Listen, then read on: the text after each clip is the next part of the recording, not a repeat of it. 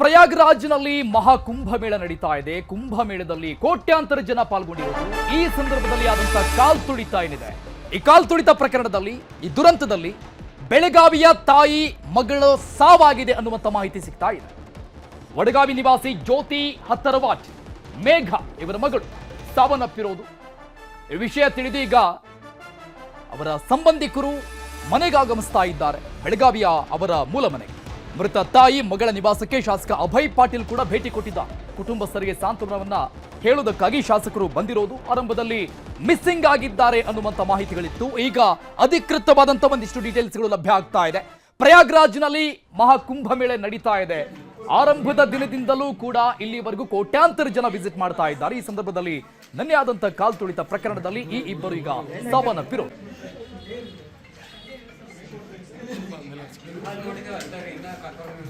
ತಾಯಿ ಮಗಳು ಹೋಗಿದ್ರು. ತಾಯಿ ಮಗಳು ಗೆಳತಿ ಒಬ್ಬರು ಹೋಗಿದ್ರು. ನಮ್ಮ ಮನೆಯವರ ಫ್ರೆಂಡ್ ಒಬ್ರು ಹೋಗಿದ್ರು. ಗೋಕಾಕ ವಿದ್ಯಾ ಸಾಬಳೆ ಅಂತ ಹೇಳಿ ಎಲ್ಲ ಕೂಡಿ ಈ ರೀತಿ ನೀನು ರಾತ್ರಿ ಸಹಿತ ಫೋನ್ ಮಾಡಿದ್ರು. ಅವ್ರ ತಾಯಿ ಮಗಳು ಇಬ್ರು ಮಾತಾಡ್ಯಾರ ವಾಟ್ಸಪ್ನಾಗ. ಎಲ್ಲ ಈ ರೀತಿ ಸಮಸ್ಯೆ ಹಾಕೋದ ಸರ್. ಇವಾಗ 26 ಜನವರಿ ಸರ್, 26 ಜನವರಿ ಮಧ್ಯಾಹ್ನ 1 ಗಂಟೆಗೆ ಹೋಗಿದ್ರು. ಇವಾಗ ನೋಡಿದ್ರೆ ಈ ರೀತಿ ಬೆಳಗ್ಗೆಯಿಂದ ಪ್ರಯತ್ನ ಮಾಡಲಿಲ್ಲ. ದವಾಖಾನೆ ಯಾವ್ದು ಟ್ರೇಸ್ ಔಟ್ ಮಾಡ್ರಿ ಯಾರು ಒಬ್ಬರು ಮಾಹಿತಿ ಕೊಡಲಿಲ್ಲ.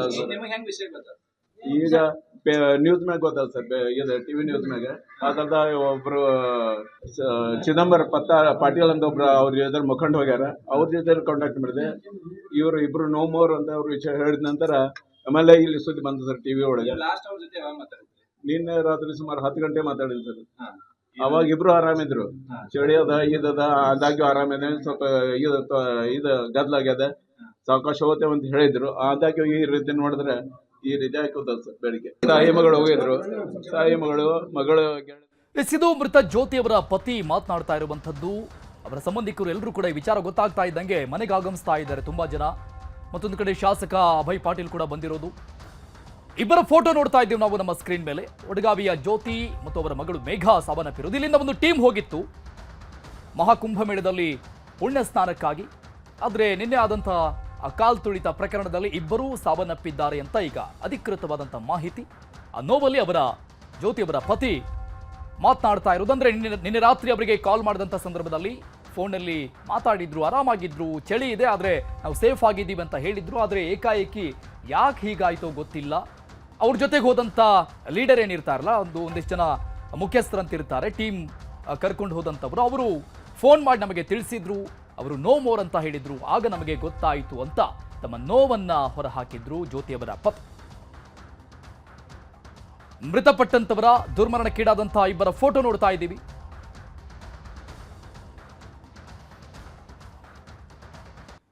ಈ ವಿಚಾರಕ್ಕೆ ಸಂಬಂಧಪಟ್ಟಂಗೆ ಇನ್ನಷ್ಟು ಡೀಟೇಲ್ಸ್ ಕೊಡ್ತಾರೆ ನಮ್ಮ ಪ್ರತಿನಿಧಿ ಚಂದ್ರಕಾಂತ್ ಸುಗಂಧಿ ದೂರವಾಣಿ ಸಂಪರ್ಕದಲ್ಲಿದ್ದಾರೆ. ಚಂದ್ರಕಾಂತ್, ಆರಂಭದಲ್ಲಿ ಇಬ್ರು ಕೂಡ ಮಿಸ್ಸಿಂಗ್ ಅಂತ ಹೇಳಲಾಗ್ತಾ ಇತ್ತು. ಈಗ ಅಧಿಕೃತವಾಗಿ ನೋ ಮೋರ್ ಅನ್ನುವಂತ ಡೀಟೇಲ್ಸ್ ಸಿಗ್ತಾ ಇದೆ. ಹೇಗೆ ಡಿಕ್ಲೇರ್ ಮಾಡಿದ್ರು? ಬಾಡಿಗಳೇನಾದ್ರೂ ಸಿಕ್ಕಿದೆಯಾ ಅಂತ ಹೇಗೆ ಗೊತ್ತಾಯ್ತು ಅವರ ಪೋಷಕರಿಗೆ? ಯಾರು ಕಾಲ್ ಮಾಡಿದ್ರಂತೆ? ಅರುಣ್, ಬೆಳಗಾವಿಯ ವಡಗಾವಿಯ ಇಬ್ಬರು ನಿವಾಸಿಗರು ತಾಯಿ ಮಗಳು ಜ್ಯೋತಿ ಮತ್ತು ಮೇಘ ಅವಾರ್ಡ್ ಅಂತ ಇವರು 25 ತಾರೀಕು ಬೆಳಗಾವಿಯಿಂದ ಪ್ರಯಾಗರಾಜ್ಗೆ ಹೋಗಿರ್ತಾರೆ. ಅಲ್ಲಿ ಕುಂಭಮೇಳದಲ್ಲಿ ಇವತ್ತು ಬೆಳಿಗ್ಗೆ ಏನು ಕಾಲ್ತುಳಿತ ಇತ್ತು, ಆ ಸಂದರ್ಭದಲ್ಲಿ ಇವರು ಮೃತಪಟ್ಟಿದ್ದಾರೆ ಅಂತಕ್ಕಂಥ ಮಾಹಿತಿಗಳಿಗೆ ಕುಟುಂಬಸ್ಥರಿಗೆ ಸಿಗ್ತಾ ಇದೆ. ಇವರು ಒಂದು ಟ್ರಾವೆಲ್ಸ್ ಮೂಲಕ 15 ಜನ ಪುರುಷರು 15 ಜನ ಮಹಿಳೆಯರು ಸೇರಿಕೊಂಡು ಟ್ರಾವೆಲ್ಸ್ ಮೂಲಕ ಏನು ಕುಂಭಮೇಳ ನೋಡಕ್ಕೆ ಹೇಳಿದ್ರು. ಇವತ್ತು ಬೆಳಿಗ್ಗೆ ಆ ಒಂದು ಅವ್ರ ಜೊತೆಗೆ ತೆರಳಿದಂತಹ ಸಹ ಪ್ರಯಾಣಿಕರಿಗೆ ಕುಟುಂಬಸ್ಥರಿಗೆ ಮಾಹಿತಿಯನ್ನು ಕೊಟ್ಟಿದ್ದಾರೆ. ಹೀಗಾಗಿ ವಡಗಾವಿ ಅವರ ಕುಟುಂಬದಲ್ಲಿ ಈಗ ಸದ್ಯ ದುಃಖ ಮನೆ ಮಾಡಿರ್ತಕ್ಕಂಥದ್ದು. ಪ್ರಮುಖವಾಗಿ ಏನು ಅಂತಂದ್ರೆ, ಇವರು ತಾಯಿ ಮಗಳು ಮತ್ತೆ ಅವರ ಪತಿ 3 ಜನ ಮನೆ ಇರ್ತಾರೆ. ಏನು ಬೇರೆ ಕಾರಣಕ್ಕಾಗಿ ಅವ್ರ ಪತಿ ಅಲ್ಲಿಗೆ ಹೇಳಕ್ ಆಗಿರಲಿಲ್ಲ. ಜೊತೆಗೆ ಏನು ಅಂತಂದ್ರೆ, ಇವರು ತಾಯಿ ಮಗಳಿದ್ರು ಮತ್ತು ಒಂದು ಟ್ರಾವೆಲ್ಸ್ ಏಜೆನ್ಸಿಯಲ್ಲಿ ಸುಮಾರು 30 ಜನ ಹೋಗಿದ್ರು ಅಂತಕ್ಕಂಥ ಮಾಹಿತಿ ಇದೆ. ಯಾರ್ಯಾರು ಹೋಗಿದ್ರು ಅನ್ನೋದ್ರ ಬಗ್ಗೆ ಈಗ ಸ್ಪಷ್ಟವಾಗಿ ಇನ್ನೂ ಅಷ್ಟೇ ಗೊತ್ತಾಗಬೇಕಿದೆ. ಈಗ ಸದ್ಯ ಈ ಒಂದು ನಿವಾಸಕ್ಕೆ ಈಗ ಬೆಳಗಾವಿಯ ದಕ್ಷಿಣ ಕ್ಷೇತ್ರದ ಶಾಸಕ ಅಭಯ್ ಪಾಟೀಲ್ ಭೇಟಿ ಕೊಟ್ಟು ಕುಟುಂಬಸ್ಥರಿಂದ ಮಾಹಿತಿಯನ್ನು ಸಂಗ್ರಹಿಸ್ತಾ ಇದ್ರು. ಇನ್ನು ಜಿಲ್ಲಾಡಳಿತಕ್ಕೆ ಈ ಬಗ್ಗೆ ಅಧಿಕೃತವಾಗಿ ಮಾಹಿತಿ ಬರಬೇಕಿದೆ. ಅರುಣ್, ಥ್ಯಾಂಕ್ ಯು ಚಂದ್ರಕಾಂತ್ ಎಲ್ಲ ಡೀಟೇಲ್ಸ್ಗೆ.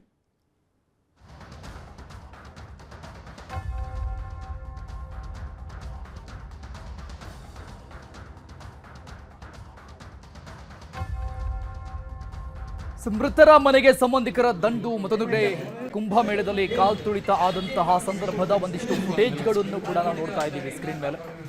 ಈ ರೀತಿಯಾಗಿ ಏಕಾಏಕಿ ನೋಡಿ ಎಷ್ಟರ ಮಟ್ಟಿಗೆ ಜನ ಸೇರಿದ್ದಾರೆ ಅಂತ. ಲಕ್ಷಾಂತರ ಸಂಖ್ಯೆಯಲ್ಲಿ ಬೇರೆ ಬೇರೆ ಅಖಾಡಗಳಲ್ಲಿರೋದು, ಪುಣ್ಯ ಸ್ನಾನಕ್ಕಾಗಿ ಬೇರೆ ಬೇರೆ ಆದಂತಹ ಸ್ಥಳಗಳನ್ನ ನಿರ್ಮಾಣ ಮಾಡಲಾಗಿದೆ.